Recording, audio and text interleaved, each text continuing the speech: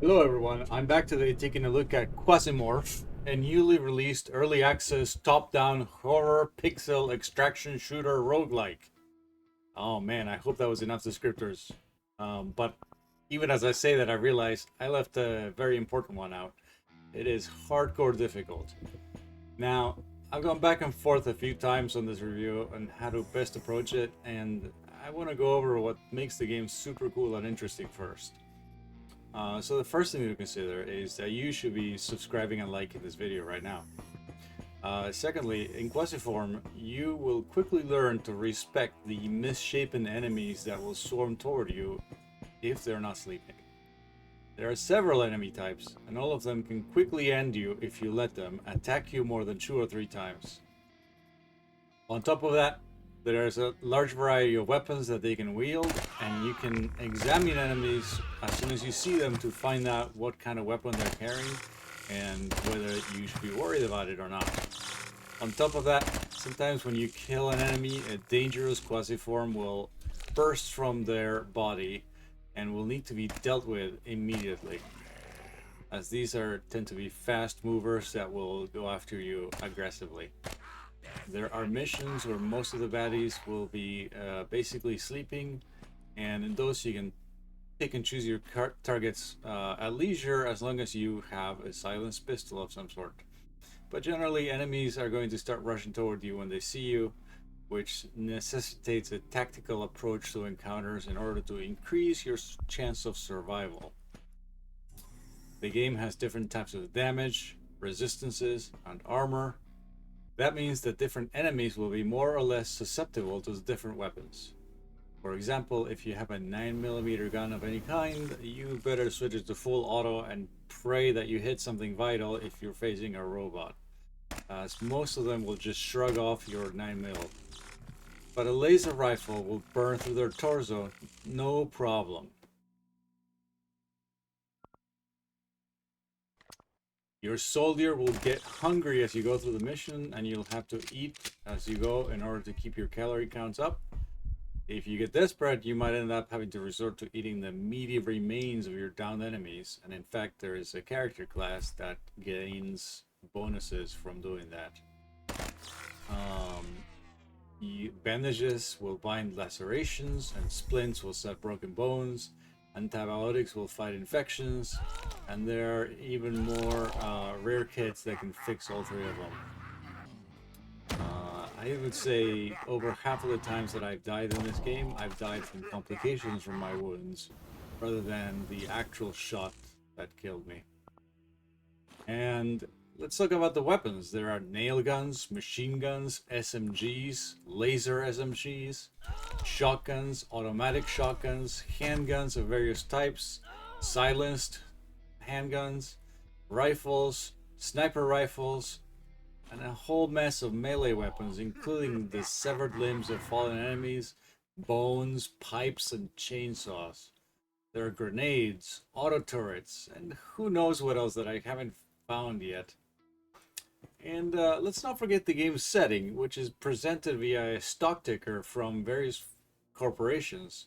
There are things like churches, transportation corps, and even a sort of Quasimorph founded corp that dresses like Aztec warriors and is actively working against humanity while also trading in the stock market just like any other corp. Finally, I'll mention that the game's soundtrack is excellent and often gets you into the mood for the game.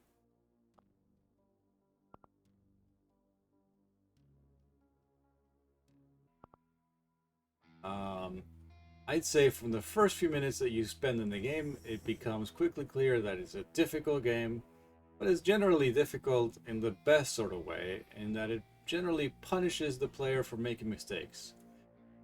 Most of the times that I've died, I've thought, I know exactly what killed me, and I know how to not do that next time.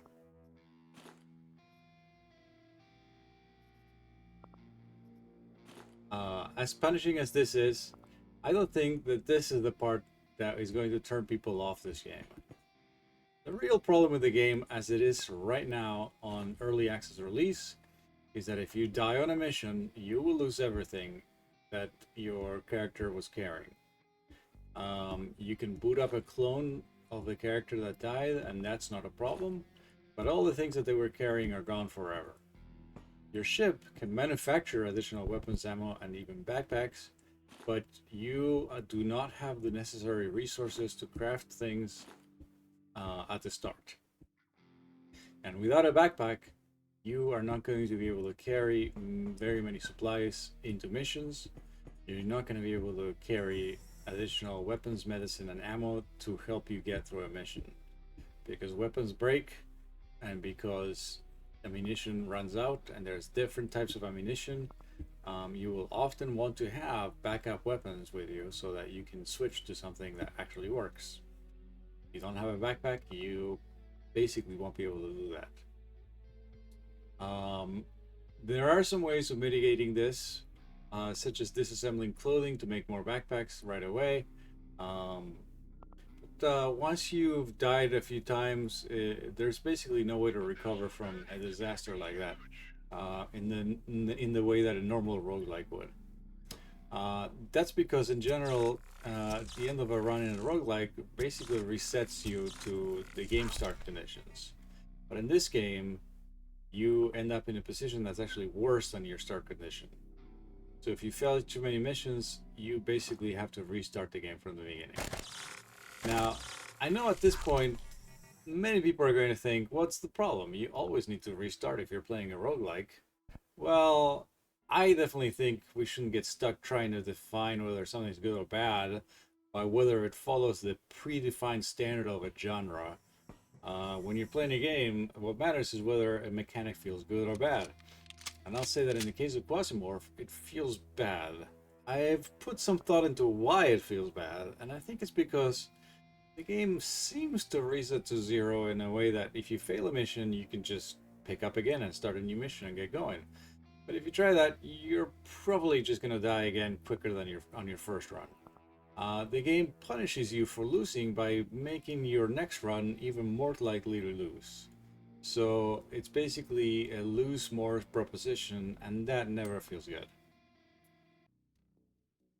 When you restart a run from scratch, you have to sit through the intro long enough to force skip it, and then you're heavily incentivized to run through the tutorial mission because you can pick up additional ammunition and weapons in that mission.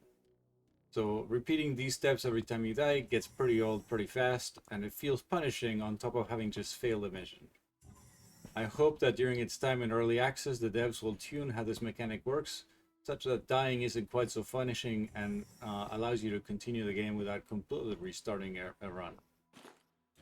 So in conclusion, I think the game as it stands right now is going to appeal to people that want to give the game a chance, that really like these sort of mechanics and the setting, and are going to forgive the game for having to restart every time that they completely lose on the resources that they have available to them. If you don't enjoy having to restart the game over and over again, you're probably not gonna like this game. If you are really, really good at these sorts of unforgiving games and are up for the challenge of completing it without dying, then this game might be for you. I hope that you found this review helpful. Please don't forget to like and subscribe. I'll catch you guys on the next one. Thanks for watching.